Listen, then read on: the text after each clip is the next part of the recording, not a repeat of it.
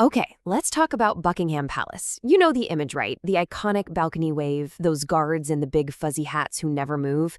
It's a picture of perfect tradition. But what if I told you that behind that flawless facade, there's a massive crisis brewing? A race against time to literally save the building from itself. Yeah, for centuries, this building has been the ultimate symbol of stability and permanence. But as we're about to see, it's facing a huge, and I mean a very, very expensive threat that could, well, bring it crumbling down from the inside out. So, how in the world did a private home built for a duke become one of the most famous addresses on the entire planet? Well, to figure that out, we've got to rewind the clock a bit. It all started way back in 1703, and funnily enough, not with a king, but with the Duke of Buckingham. It took till 1761 for it to even enter the royal family, and even then, King George III just bought it as a quiet private getaway. The real game changer was 1837.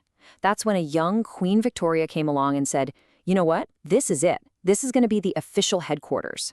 And just like that, Buckingham House became Buckingham Palace. And that famous balcony? The one where all the history happens, believe it or not, that was a pretty modern upgrade, added in 1913. That's what really cemented the image we all know today. Now, this is absolutely crucial to understand.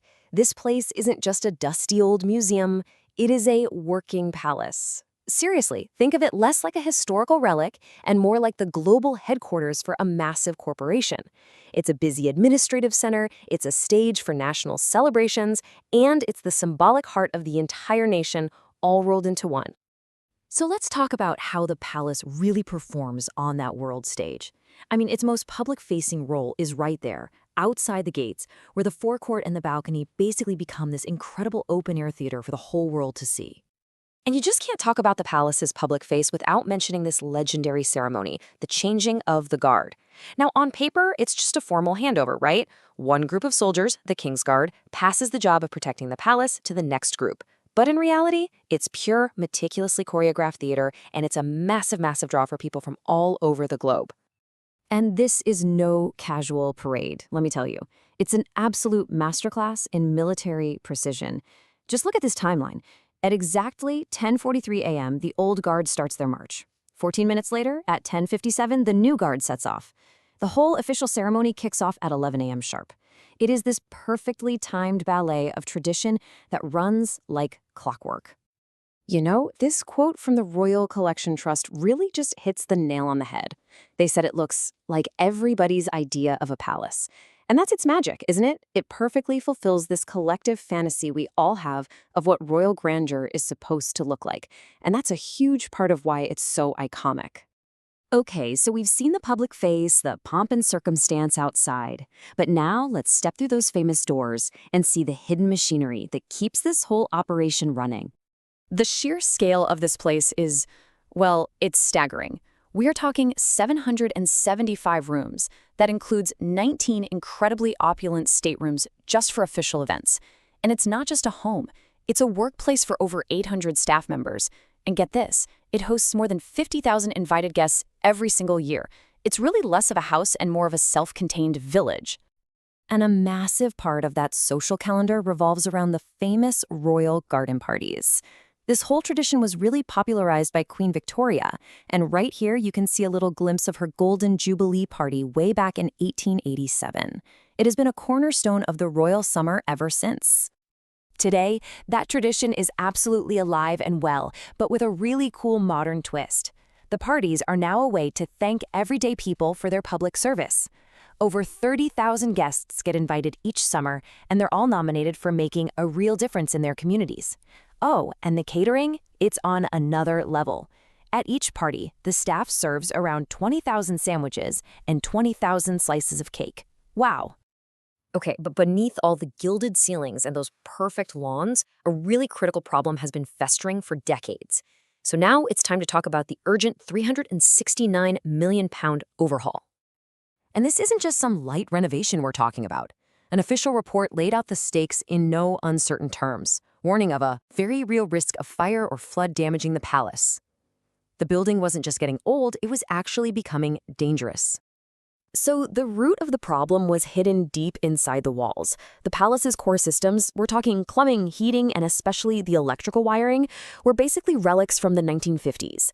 This wasn't just an inconvenience, it was a ticking time bomb, threatening not only the building itself but also the priceless royal collection of art and treasures housed inside. I mean, just to give you an idea of the scale, the project means replacing 3.5 kilometers of dangerously old cables. And the price tag for this massive 10-year fix? A staggering £369 million. So where does that money come from? It's funded by a temporary increase in the sovereign grant, which is the portion of profits from the crown estate that the government gives the monarch for official duties and, you guessed it, the upkeep of royal residences.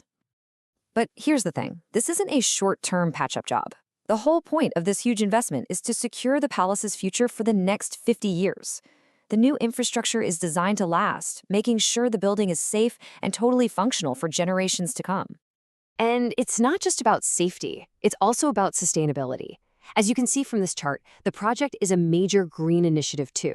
The updates are expected to slash the palace's CO2 emissions by a whopping 30%, which is a huge step forward for a building of this age and size. So what is the big takeaway from all of this?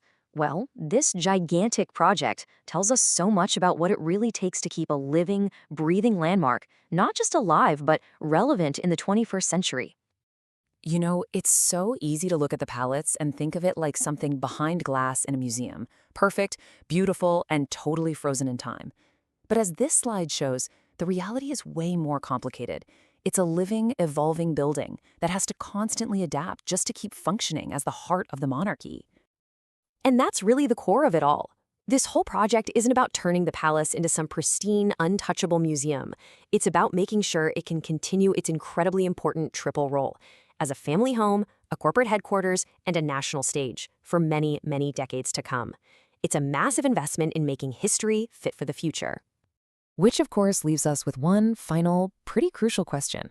In a world that is changing so fast, what is the real price of preserving history?